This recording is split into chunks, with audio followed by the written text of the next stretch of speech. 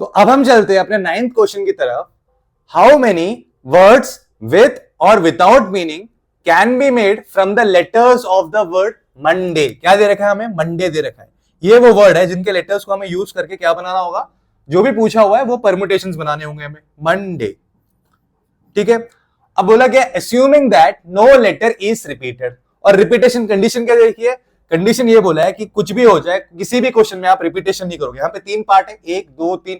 यहां पे कहीं पे भी repetition is not allowed, repetition is not allowed. तो पहला क्वेश्चन क्या कहता है? 4 letters are used at a time. तो सबसे पहले हमें क्या समझना है, हमें दिया क्या है? मंडे दिया गया है। और मंडे में कितने लेटर्स हैं? 1 2 3 4 5 6। तो n इज इक्वल टू 6 है। 6 डिफरेंट ऑब्जेक्ट है, m है, o है, n है, d है, a है और y है। कोई भी रिपीटिंग नहीं है यहाँ पे। तो मेरे पास जो n है वो 6 डिफरेंट ऑब्जेक्ट्स है। उस 6 डिफरेंट ऑब्जेक्ट से मुझे 4 लेटर्स को यूज करना है एट ए टाइम। आपको पता होगा जब भी हम NPR लिखते थे तो कैसे रीड करते हैं? Permutation of n different object taken r at a time. तो इसका मतलब है यहां पे हमें क्या करना है? हमें 4 लेटर्स को यूज करना है एट ए टाइम। मतलब कि हमें यहां पे R4 दे रखा है, हमें 4 प्लेसेस को फिल करना है इन 6 लेटर्स को यूज करके। तो आप बोलोगे सर ये तो डायरेक्ट फॉर्मूला हमारे पास है, तो एनपीआर क्या हो जाएगा? तो आप बोलोगे सर एनपीआर यहां पे हो जाएगा 6p4 के बराबर। 6p4 क्या हो जाएगा? 6p4 permutation of 6 different objects taken 4 at a time. तो ये हो जाएगा 6 फैक्टोरियल अपॉन में 6 माइनस 4 का फैक्टोरियल, जो कि किसके बराबर होगा? तो आप बोलोगे सर ये हो जाएगा मेरा 6 फैक्टोरियल अपॉन में 2 फैक्टोरियल के बराबर। और 6 फैक्टोरियल को मैं लिख सकता हूं 6 इंटू 5 इंटू 4 इंटू 3 इंटू 2 का फैक्टोरियल अपॉन में 2 का फैक्टोरियल। तो आप बोलोगे सर 2 का फैक्टोरियल और 2 का फैक्टोरियल कट जाएगा, ऊपर आएगा 5 4 20, 23 60, 66 360। तो यहां पे मेरे 360 परम्यूटेशंस बनेंगे, या फिर 360 तरीकों से मैं इस वर्ड के लेटर्स को यूज करके मैं 4 लेटर वर्ड को बना सकता हूं। तो पहला क्वेश्चन तो मेरा कंप्लीट हो गया। अब सेकंड पार्ट क्या कहता है? ये फर्स्ट पार्ट था मेरा, ये फर्स्ट पार्ट था। सेकंड पार्ट क्या कहता है? सेकंड पार्ट कहता है if all the letters are used at a time. All the letters are used. हमारे पास n कितना है यहां पे? तो आप बोलोगे सर n यहां पे 6 है। और लेटर्स क्या है? MONDAY, ये सारे लेटर्स है हमारे यहां पे। तो इन सारे लेटर्स को यूज करके हमें और देखना है कि और कितने सारे 6 लेटर वाले वर्ड्स विथ और विदाउट मीनिंग में बना सकता हूं। यहां पे लिखा भी है ना विथ और विदाउट मीनिंग, मीनिंग से फर्क नहीं पड़ता। तो यहां पे आप बोलोगे सर R भी 6 होगा। क्यों? क्योंकि हमें ऑल लेटर्स सबका ही यूज करना है, तो 6 प्लेसेस को ही फिल करना होगा, 6 प्लेसेस को ही यहां पे फिल करना होगा।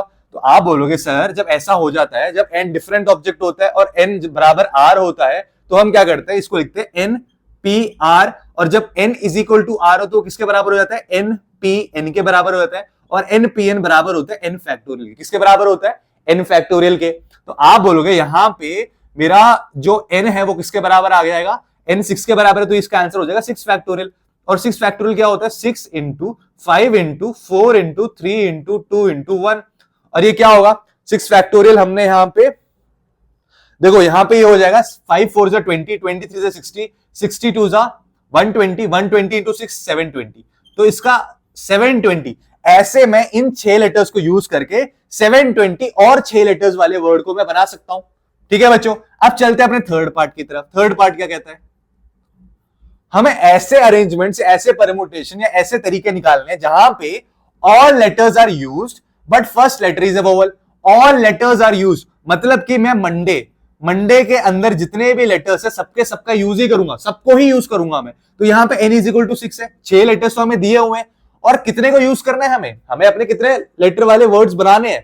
तो आप बोलोगे सर हमें सबका यूज करना है, तो मतलब 6 लेटर वाले वर्ड्स ही बनाने हैं, 6 लेटर वाले वर्ड्स ही हमें बनाने हैं। तो r इज इक्वल टू 6 है। लेकिन एक कंडीशन है यहां पे।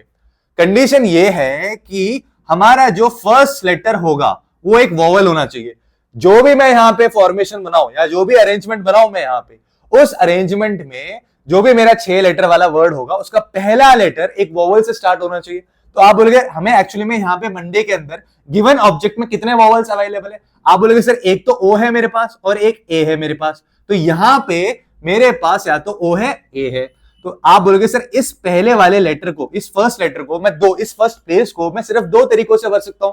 यहां पे या तो ओ आएगा या तो ए आएगा। तो यहां पे इस पोजीशन को भरने के मेरे पास 2 तरीके हैं। कितने तरीके हैं? 2 तरीके हैं।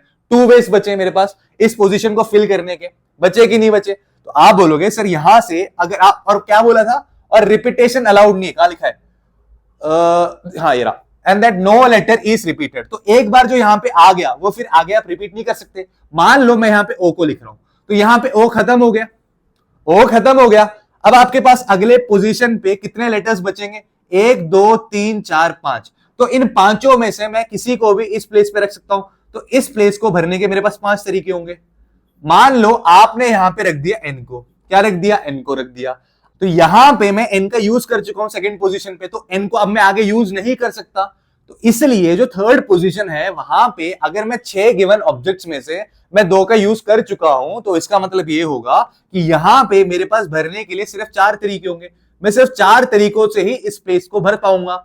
और यहां पे आप बोलोगे अगर मैं मान लेता हूं मैंने एम को यूज कर लिया, तो यहां पे एम आ गया मान लो, और मैं बोल रहा हूं कि नेक्स्ट प्लेस पे क्या होगा? नेक्स्ट प्लेस पे ये होगा कि आपने 6 गिवन ऑब्जेक्ट्स में से आपने 3 का यूज कर लिया है, तो अब आपके पास सिर्फ 3 ऑब्जेक्ट ही बचेंगे। तो 3 तरीकों से ही आप इस पोजीशन को भर पाओगे।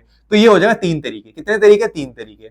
और मान लो कि आपने यहां पे यूज किया था ए का, क्या किसका यूज किया था? ए का यूज किया था, तो अब ए भी खत्म हो गया। अब आपके पास इस पोजीशन को भरने के सिर्फ 2 तरीके हैं, या तो डी आएगा यहां पे या तो वाई आएगा। 2 तरीकों से आप यहां पे भर सकते हो। मान लो यहां पे वाई आ गया, तो अब यहां पे सिर्फ डी आ सकता है, एक ही तरीका बचा है, यहां पे एक ही तरीके से भर सकते हो तो डी। तो यहां पे आप बोलोगे कि सर यहां पे भाई फंडामेंटल प्रिंसिपल ऑफ काउंटिंग क्या हो जाएगा मेरा आंसर? तो आप बोलोगे sir 2 into 5 into 4 into 3 into 2 into 1, ये किसके बराबर होगा? 2 5 जा 10, 10 4 जा 40, 43 जा 120, 122 जा 240। तो ऐसे 240 लेटर्स को मैं फॉर्म कर सकता हूं, जहां पे मेरा फर्स्ट लेटर जो होगा वोवल होगा।